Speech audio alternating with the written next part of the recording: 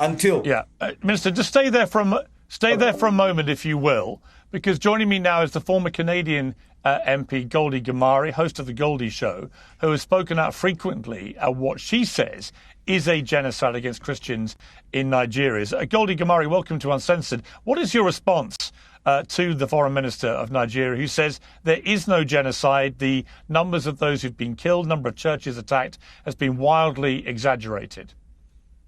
Well, first of all, Pierce, thank you for having me on. It's a pleasure to be here. Pierce, if it walks like a duck and it talks like a duck, it probably is a duck. There is a reason that we're seeing these Islamic militants going around and yelling Allahu Akbar. That's not by coincidence. There's a reason that they are attacking Christians on Christmas Eve. Let's not forget that back in 2014, almost 300 Christian schoolgirls were kidnapped by these Islamic militants. 80 of them, their whereabouts are still unknown. Pierce, what's happening in Nigeria is jihad. It's the exact same thing that happened on October 7 by Islamists when they broke into Israel and murdered Jews, yelling Allahu Akbar. It's the exact same thing that ISIS terrorists did to the Yazidis in Iraq. It's the exact same thing that happened in Lebanon. Here's the only difference between what's happening today in Nigeria versus what happened 1,400 years ago when the Muslim Arab invaders came to Persia is that back then people did not have cameras, but today they do. It is 100% jihad. We've seen it before. This is how the Islamist playbook always happens. Well, I don't think that the foreign minister was denying that bad things have been happening. He's just denying that it constitutes a genocide and that the numbers of reported because his deaths government of is a part of it. Of murders of Christians. I think his government is complicit. Right now, you have an Islamist government in Nigeria. One of the things that he didn't mention to you is that typically it's been a constitutional convention in Nigeria that if the prime minister is Muslim, then if the president is Muslim, then the vice president is Christian. If the president is Christian, then the vice president is Muslim. This is intended to have a proper representation of the Nigerian population. Right now, you have a Muslim president, and then they decided to choose a Muslim vice president, and so there is actually no Christian representation in the Islamist government. By the way, this is a government that is working closely behind the scenes with the Islamic Republic of Iran. You should ask the foreign minister why Nigerian school children are holding pictures of the Ayatollah, who is a brutal dictator and is murdering my people in Iran. People need to look into the linkages between the current Nigerian government and the Islamic Republic of Iran. I was a politician for 7 years, Pierce, and I can tell when someone is lying and avoiding the truth. That's exactly what this foreign minister is doing, and shame on him for lying. Foreign Minister, your response to that? With all due respect to the lady, I'm sorry, I forget her name.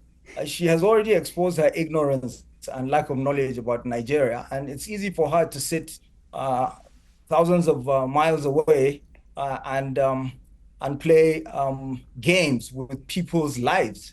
These are real I'm not lives the one playing games with people's lives. 7,000 Christians have been murdered in Nigeria. 7,000 Christians have been murdered in Nigeria. Who's playing games with people's lives? Does not even know whether Nigeria has a president or a prime minister.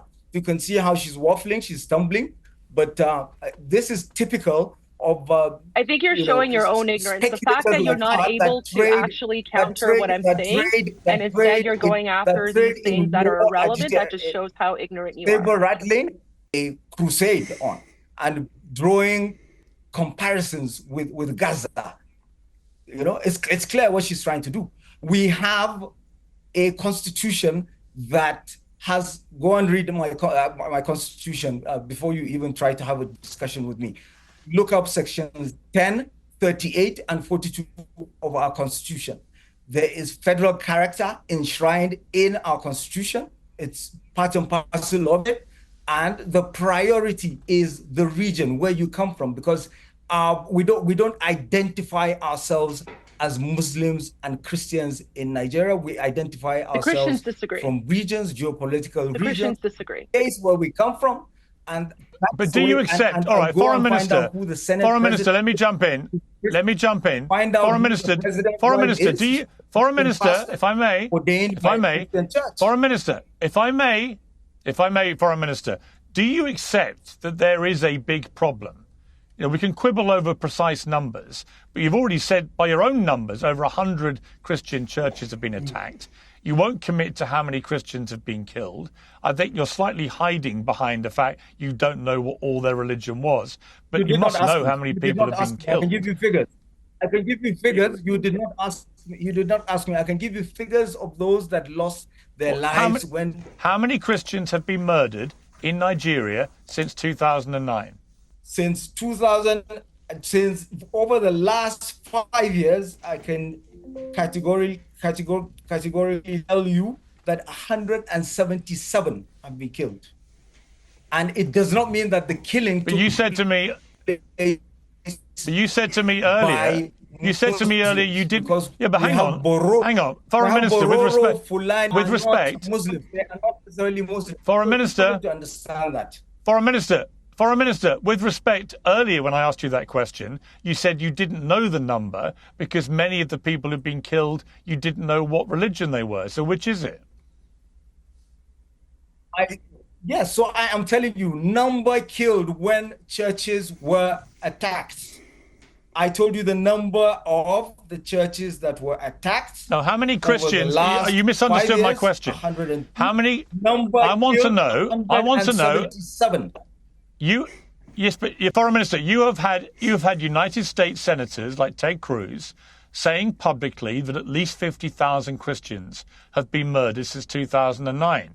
If you're saying that number is wildly exaggerated, what is the number? I keep giving you the numbers, but clearly, you are not. You're not. You're giving me the numbers since in the last 5 years. Accept the numbers. Even listen.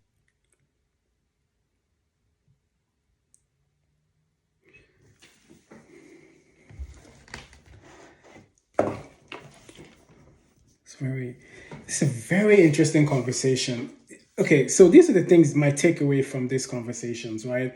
So this is a Nigerian foreign minister. I've heard this guy talk before, and he always refers to the Nigerian constitution as if the Nigerian constitution, it's like the end or be all, as if the constitution is not just de jure, it's not de facto. So there's so many things in the constitution that is not binding in reality within the Nigerian context. So the fact that he's always referring to the constitution, it's weird to me. Another thing I noticed is this was a very cringe interview to watch. The reason is because this is why Nigeria, I think this is the first time this type of light is being shown on Nigeria. And the thing is that when you've been hiding and all of it's just like when you lie to pass an exam, and then they ask you to come and report what you wrote in the exam, and you can report it in a very smart and intelligent manner. That is what I see here. It's time Nigeria understands that you need competent leaders. This minister was asked about numbers. He's a minister, a foreign minister. He has no numbers. It's like somebody passed him a paper and the paper has only the numbers from 5 years. They keep asking him numbers from 2009. He keeps talking about 5 years. And then he's doubling down on the fact that they're not hearing the numbers. No, it's because the question they're asking you, you're not answering it. He didn't answer any of the questions. He keeps talking about other African countries, talking about the Sahel and all this other. The Sahel, they're doing just fine. So there's all this circumvention of the questions. Even if you don't know the answers, there are ways to talk about things and you kind of indicate that you don't know the answer in a very intelligent manner instead of trying to circumvent the questions, because your credibility is questioned. Even me watching the interview, I question the man's credibility. Even if I'm not a Nigerian, I'm not an African. Just the way that he keeps talking about other things that are not in the context of the questions he's being asked. He's not giving any numbers. He's not giving nothing. He keeps talking about other things, just kind of brings a cloud into everything he says. This was a very terrible interview to watch. I think it reveals a lot of things about the Nigerian context and the people within the government. And another enlightening thing is that why did Nigerians allow there to be a Muslim president and a Muslim vice president? That's a very interesting question I would like to ask Nigerians. Why was that allowed? I don't think that has ever been allowed. Because like the lady said, it brings about some kind of transparency and balance. So why in this Tinubu's regime was it allowed that there is a Muslim president, Muslim vice president, Muslim foreign minister? Why? And they now gave other ethnic tribes the minor, like Wike, they gave Wike Abuja to blind them. So they have an Ikwere man running Abuja. Wow, Niger. Yeah, man, this is very interesting, but very interesting conversation.